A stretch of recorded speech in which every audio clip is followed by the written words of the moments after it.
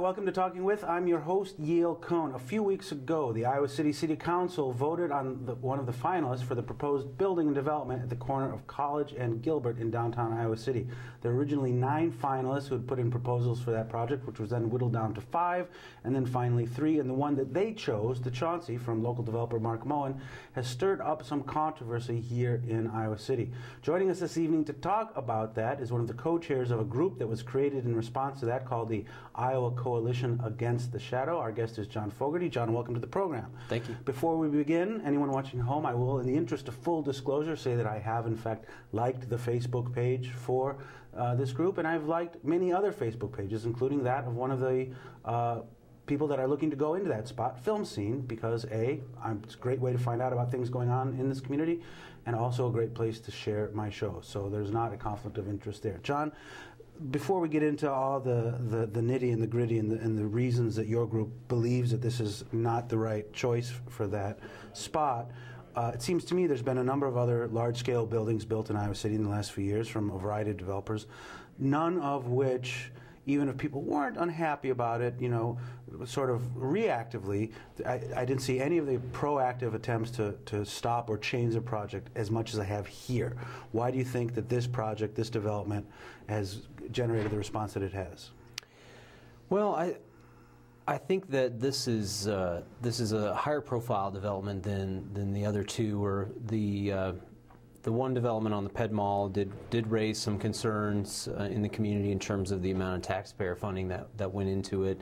I think, at least for me personally, what really stoked my concern is, as a former New Pioneer employee and a near daily shopper there, I've seen what happens to that store when the creek floods, and it's been a concern for probably 10 years. It's been something. So to have the co-op not get into that space when they so obviously need to relocate, that was what got me. And the co-op was going to be in 4 of the 5 finalists, or 2 of the 3 finalists? 7 of the 9 original and 4 of the last 5. Okay, and yes. the one that was selected didn't, and I think a lot of people in the community were kind of shocked by that. You know, the co-op's pretty well-known, well-established, well-loved institution here. I personally wasn't too terribly surprised when that happened, but when that happened, even before your group was created and a little bit afterwards, there was some pretty heated, some pretty emotional things being said, kind of back and forth from both sides. But that seems to have tapered down now. But what do you think informed that, just like heat of the moment stuff? I think it was just people got a little emotional over the situation and got distracted by personalities.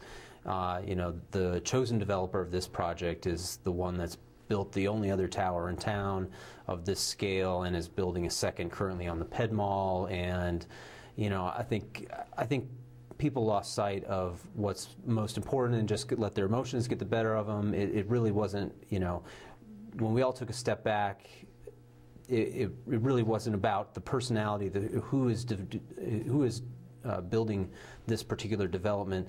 In fact, in my mind, the person who builds this building is the least important facet of the project.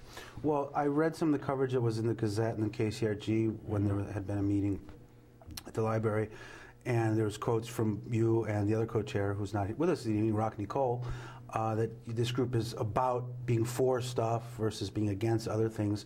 When you say it's a coalition, who is making up that coalition? What groups are involved, and what are you for? Well, we don't really want to start a new organization. Rockney and I have day jobs, and we're plenty busy as it is. But we saw the coalition model as a key tool in organizing voices for an improved project, which is really what we want. We want development to move forward, but we want to improve this project, and we've identified a number of places where this project falls short, especially compared to the other proposals that were considered. Or the other finalists of the three. Correct. Even you even go to the second round of the final 5. There were a lot of great ideas amongst all of those proposals, and so what we've done is identified various constituencies. There's the NIMBY constituency, which I mentioned. There's an opportunity for people who are concerned about the amount of taxpayer funding going into this to become involved. There's people who are concerned about the degree to which this is an energy efficient design can get involved.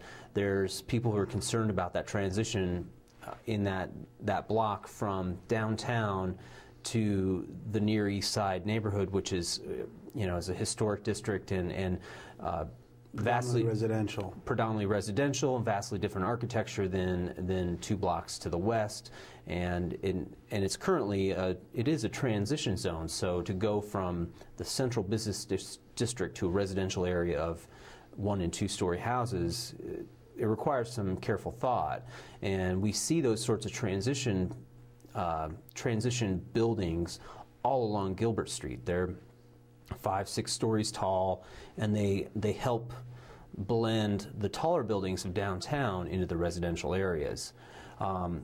Aside from those 4 constituencies, there was also a strong desire for workforce housing to be a part of any accepted proposal, and so that's the final of the 5 that we were hoping to build coalition around those five components, and we figured there are people in this city who are concerned about workforce housing or energy efficiency or taxpayer dollars, and they don't have to care about all 5, but they can find something that they disagree with and offer ideas to improve it, and that's how the coalition idea was envisioned. Let's talk about taxpayer dollars, which in this instance comes in the form of TIF, just tax increment financing. I'm not an economist. What, in layman's term, is tax increment financing, and how is it applied to this project? Essentially, the city is estimating a certain amount of future property tax revenue, and they're taking a chunk of that from the development that is to be built, and giving it to the developer up front as a loan of some sort, and then as the building is assessed property taxes going into the future, those taxes go to pay back that loan.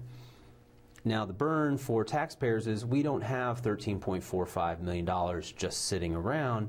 Our city is going to borrow that money and then loan it to the developer and then get paid back. TIF is also not meant for highly desirable properties. It really was designed to encourage development in more blighted areas. Exactly, that's the word I was searching for. So south of Burlington, for example, the whole riverfront crossing area. The same neighborhood we are here in PATV right now. Correct. That is a prime area for TIF because it's not built up. It's not really part of the central business district, but that is a part of the city's long-term plan, is to build downtown towards the south and to incentivize that, when it's obviously not happened already through market forces, but that is a part of the civic plan to develop to the south. We can use this tool to encourage development and to make this area more desirable for other development, and that's a proper way to use it. But this is a marquee piece of property that it's right on Gilbert Street, right off of the Ped Mall by a block. It's hard to imagine that piece of property would not fetch a hefty price on the open market. It's my understanding of the 3 finalists, all 3 did ask for some TIF monies. This project that Chauncey asked for the most, is your concerns about the use of TIF funding expressly related to this project, or if in fact one of the others was chosen, would you have also had concerns about that as well? Well, the issue with this particular development, it's the most amount of money in absolute dollars and as a percentage of the total budget for the development. So it by far, by any measure, asks for the most amount of money. Now, looking at the proposal that was effectively third place in the final round, I talked to some folks that were involved with that particular proposal, and they said they arrived at their TIF amount by looking at the amount of workforce housing they had included in their design, and figured out what's the discount there versus market rates. You know, they could build luxury apartments and fetch luxury apartment prices, or make something that's affordable for people who live and work downtown and are not making six figures. It would have been an offset, and that was, you know, that would have been for a quantifiable public good. This was the idea of workforce housing as opposed to student rentals or luxury apartments. That was a part of the original request for proposal that the city put out. And so inclusion of that sort of housing, you know, we're providing more benefits to the neighborhood. Right. There's define though. Exactly. Tell the folks at home, workforce housing in this instance, in these terms. What is it? There are two metrics that the federal government uses. Well, they use what's called area median income, AMI, and so there's 80% AMI and 150% AMI are the two measures for how affordable the housing is. It's two different tiers essentially. So they look at the median income, and let's say in Iowa City it's $50,000. Well, at 80%, then you're going to gear your housing towards an income of $40,000, so that it's affordable making that amount of income. And obviously, $150,000, then you're 150% of $50,000 is $75,000 income. Does the building that the council has chosen include workforce housing in it? They have 11 units. The proposal that came in third place in the final round had 41 units, and both of them are in the mid-70s in overall number of units. So there's a great disparity in terms of the number of units that are going to be workforce housing. Where is there other instances in Iowa City where developers have been required to include a certain amount or any workforce or affordable housing? How has that worked in the past? You know, this is not one of my areas of expertise, but I was particularly interested in this development, so I looked at some of the basic, some of the proposals early on and kind of kept tabs on it. My take is that it's a reaction to the growth of the university and the market pressure for student housing. And we've seen a lot of 5- and 6-story buildings go up that have commercial space on the ground floor. Which generally is empty or a high turnover rate because they're very expensive. Yes. There's one building I can think of south of Burlington that's been there since I was in college here, and it's barely had 50% occupancy just based on the commercial level. On the commercial level. So you have all these buildings. That's an obvious formula that works. You put commercial on the first floor. You put 4 or 5 floors of apartments above it. Students Print love money. it. Yeah, and you don't have to fill those commercial spaces. However, a working professional is not going to choose to live in a situation like that. Private dorm, essentially. Exactly. What then, this building itself, and, I'm not an architecture critic. I think it's a nice looking building. Mm-hmm. I share some of the concerns about that building being in that spot, and you talked about other areas where it might be more appropriate, but one of the other, pillars, or I don't know what your group's terms are, but, the action points was environmental, and that includes energy, sustainability, that kind of things. What are your concerns for this large building? Is it a concern over this large building or this large building in that spot, or some combination of both? Well, efficiency comes down to materials, and glass is not the best insulator. The more glass you have, the more you spend to heat and cool the building. Also, another thing to consider is any decision made with this project is a 100-year decision. So if we build a building that is not as efficient as it could be, or in any way is not as good as it can be, that's a 100-year mistake that we are making. So for the lifetime, a 100-year lifetime of this building, if we're building a building that's a little more efficient than it needs to be versus a lot more efficient than it needs to be, the cumulative impact on using less energy, using fewer resources, that kind of. That's car loads full. That's train car loads full of coal going to offset that lack of effort to make something more efficient. How does the chosen proposal stack up in that regard against the other finalists? Well, I like to compare everything against the third place finalist, because everything that they did, all on paper, all of their numbers are higher, better than what came in first place. Their numbers, they were 79% more efficient than the code required. I've heard estimates that this current proposal is anywhere from 35 to 50%. What, how much of that is dictated by the city? Like, do they set those terms, or those federal terms must be this environmentally friendly, this conservation of energy, or is that a more local decision? That's a more local decision. I mean, there's a code says it has to be X efficient. This building has to have certain amount of efficiency and insulation, that sort of thing. But it's really the choice of the city council to have picked a building that is not efficient, or as efficient as could be. Back to not so much the design, but the scale and scope of it. So, big building would be the tallest building in Iowa City, 20 floors. Yeah. It's my understanding that the city, as they move forward on this, nothing's set in stone, would have to rezone that spot of land for this. That's currently not zoned for a building of this size.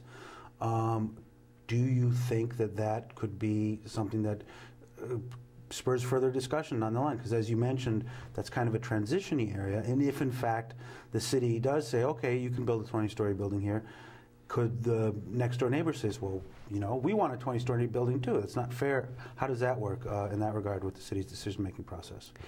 My understanding of that situation, or that particular element, is if they do zone that particular parcel or that group of parcels from what it's currently zoned to CB10, which is what downtown is, then you open up the possibility that any landowner, any property owner in that neighborhood, at least within a few blocks, could petition to have similar zoning, and then either we have a bunch of 10 and 20-story towers propping up along Ralston Creek, or we have a lawsuit because one landowner got their way and another landowner did not. If, in fact, the city, and I don't know what the term is, they envision that downtown, as it grows, as all cities do, are going to grow south down to the neighborhood we are now. How did it even get discussed that it go east instead of south in this case? That's a really good question. The city's been working on their long-range plan for downtown and riverfront crossings for about a year. It's not a mystery what the plan is. They recently just approved it, and they've been working on this for a long time. Either they had no intention of following the plan and just going through the motions, or didn't know what the plan is. It's a really good question. I don't know. Well, but it doesn't make sense however you cut it. Speaking to how they came about their decisions, my understanding that, as is often the case with more complex decisions that the council makes, they're given material and information from those actual specialists in the field. And here they were given a series of matrices, which I guess is a fancy way of saying checklists, like how to grade and judge each of the finalists on this variable or that. But it's my understanding they didn't use those. They didn't go through the work of checking that out. What do you think informed them kind of superseding the process, so to speak, in that regard? Well, it seems like they just went with their feelings. And if you want to just go with your feelings and go make business decisions based on what makes you feel good, then you shouldn't be in business. And that's how I'm looking at this. This is the city's business. This is the taxpayers' dollars they're spending. And your feelings, whether you think the building is pretty or not, or if you just get warm and fuzzy looking at the model, that's really irrelevant. They should be looking at the numbers. They should be looking at the financials in particular. They should be paying attention to their long-range plan, which they have been working on. or they shouldn't be making these sorts of decisions. Well, it's very, I don't know. It seems very logical to me, but I don't understand how that process got shortcutted and turned into gut feelings. Well, what was the final vote? Was 5-1 with Michelle Payne recusing because she works for Mid-America. Mm-hmm. The only person who voted against it, of course, Jim Throgmorton, who for 25 years was a professor of urban planning at the University of Iowa, right. Somebody who brought a little experience to it. But there's there's occasions where when the council will make a less than popular decision, and they'll say, hey, this is what you voted for us for, to make these decisions. Agree with them or not, they're right in that regard. Here, however, it feels like there was a significant lack of due diligence, dereliction of duty even, of not doing their homework, so to speak, before coming to this decision. I mean, a number of councilors said, well, we heard from a lot of people privately, and I think, Councilor Champions mentioned the silent majority supports this project, but I don't see that. There's been cases here, other cases, decisions they've had to make where the overwhelming amount of letters to the editor, letters to the council, people speaking at the council are for X, and then the council votes for Y, and they cite these these people who spoke to us privately, which I always find a little suspicious. It reminds me like the Not Me character in Family Circus, right. The kid running around. But when they made this decision, right out of the gate, I think the people most kind of gobsmacked by it were members or supporters of the New Pioneer Co-op, and that goes to the next on your list of things, the concerns that your group has about the anchor tenants in this building, which in some of the finalists was going to be the co-op. I had some of their members on about 2 months ago talking about this before the council voted, but now it's going to be a film scene and a bowling alley. And there was some, we live in a small town, so like I mentioned earlier, there was some heated stuff. I'm like, this is not going to turn into the cultural equivalent to the Civil War, brother versus brother, blue versus gray. I love film scene. I'll be there opening day. In fact, just yesterday they released pictures of their new facility on College Street, mock-ups of that. Looks fantastic. Can't wait. Can't wait. Gotta love it. I mean, films, that's what we're doing here. What, though, are your concerns, or your group's concerns, rather, about the choice of the bowling alley and film scene versus New Pioneer? Well, for starters, film scene was one of a number of nonprofit tenants attached to various proposals. All the nonprofit tenants, in my opinion, are irrelevant because they are nonprofit. They are unlikely to be able to afford market rates for those spaces. How do they pay the rent? I don't know, okay. and again, that's why it's not relevant to me, because it's chalk it up to a community service providing space to a civic organization, whether that's Film Scene or Riverside Theater or the Bike Library. All of them as irrelevant as, well, the person building the building is the most irrelevant thing to me. The second most irrelevant thing is the nonprofit tenant.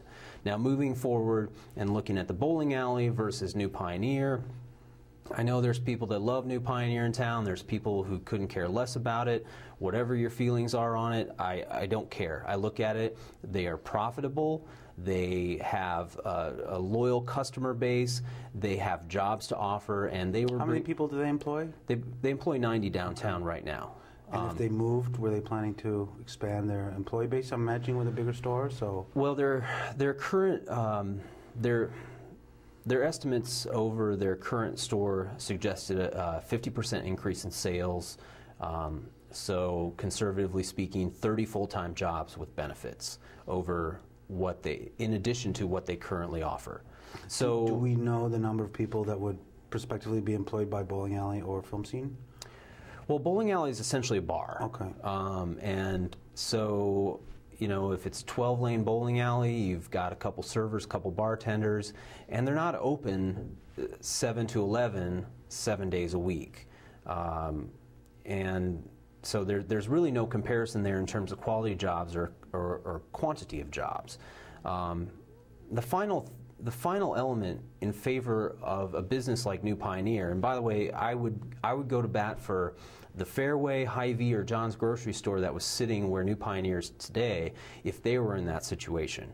Because if they're successful and they're committed to downtown, they're profitable, they have customers that are going to generate. How long have they been open? 42 years. Okay. So, and by any stretch an established business. Established business, successful, and they were going to bring on the order of $5 million to the table to purchase their space. So they weren't planning to rent; they were going to own. They wanted to own. Okay. And so they have equity to offer to whatever proposal goes forward, and that goes to offset the TIF funding, or however you want to look at the numbers. The accepted proposal getting $5 million in equity from an anchor tenant that's going to be open and drawing foot traffic and benefiting what other tenants end up in your building. It's a win. That's a straightforward win on a business basis. I don't know the term. You said foot traffic. There's I think probably a real civic word for that, but pass through, people coming through, people engaging one another, meeting one another. That might be more so with a grocery store than perhaps a movie theater. And the thing is, there is one misconception that I've heard around town I want to clear up. I did speak with Andrew Sherburn, one of the founders of Film Scene, not because of them, but there's some folks in town who think, oh, a movie theater, like Sycamore, I can just walk downtown to see the next Shrek movie. It's not. It's independent art house films, but there's also a misperception that I want to clear up, that it's just a movie theater. I think the quote Andrew gave me was an organic arts organization where they'd be teaching classes and having workshops and that kind of stuff, which clearly, as we're sitting here in public access television, I have to support that stuff. So just for the record, I want people watching at home to know it might be more than just a movie theater, But all that's kind of immaterial ultimately, in your eyes anyway, versus the benefits that the new pie would bring to it. But what when the city made this decision, as I mentioned, it kind of caught a lot of folks by surprise. Has New Pie itself organizationally weighed in on this or said anything about it that you're aware of? I haven't been able to find anything. Well, not officially.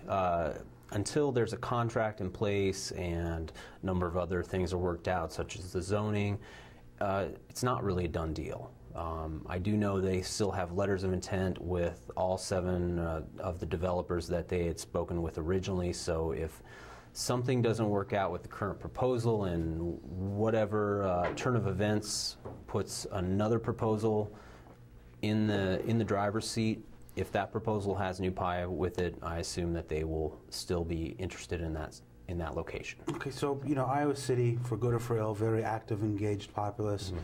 People take a stand and not afraid to speak their mind on it. When this happened, and either privately or as the group now that you've co-chaired came up, there was some refrain like, "Oh, these are just NIMBYs, not in my backyard," and just people complain about everything. How would you, speaking for the group, answer that?